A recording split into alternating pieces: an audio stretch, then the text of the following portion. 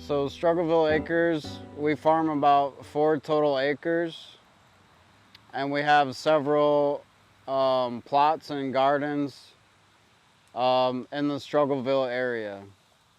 So we go from plot to plot and plant and harvest several different locations, depending on which location is best for which crop.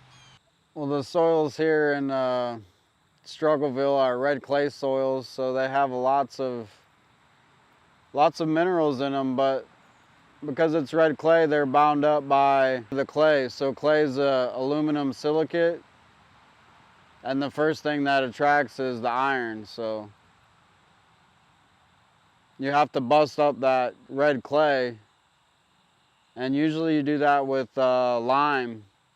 We get some mountain lime from the Georgia mountains, and you spread lime, and lime's got calcium and magnesium, and that helps to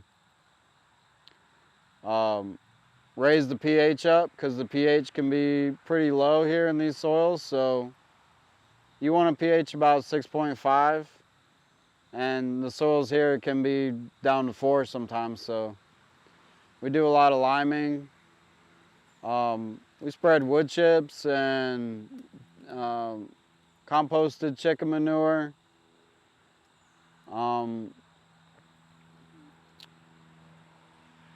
We do things like, plow up the soils in the winter, and that helps when you have a freeze, that will help the soil kind of shatter when it thaws out. We plow in crop residues. Just about any way that we can make the soil better, we do that. And a big way to do that is to always have some roots in the ground.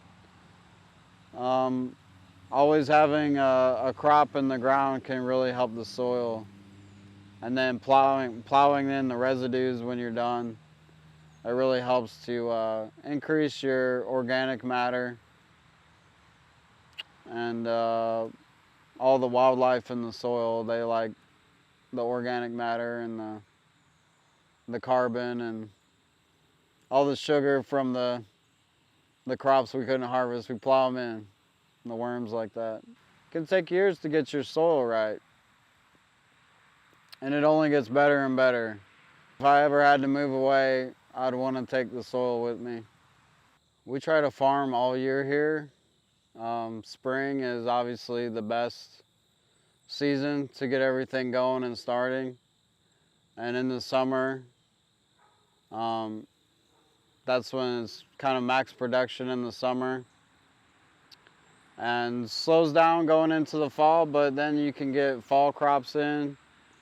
And if you're lucky and you don't get too big of a freeze, that you can keep those fall crops sometimes all the way to next spring. For the most part, we try to plant before the rains.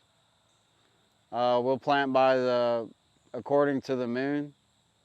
We'll look at the different moon cycles and try to get the seeds in the ground at the right time and before a rain, and let nature do its thing. So the hardest part sometimes is coordinating everything, because if you miss a planting window or a harvesting window, or if the bugs eat your crop, or you don't get out there and plow the weeds up in time, it can affect your money and your crop. And so there's always something new to do, and that's probably the hardest part, is trying to stay on top of everything. It's really not a successful crop until there's money in your pocket or it's food on somebody's table.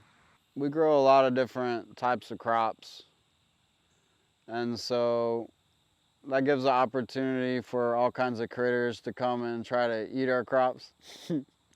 But to have a good diversity, we get a lot of bees and butterflies and moths, and all kinds of bugs come out here. And lizards and, you know, deer and rabbits and everything.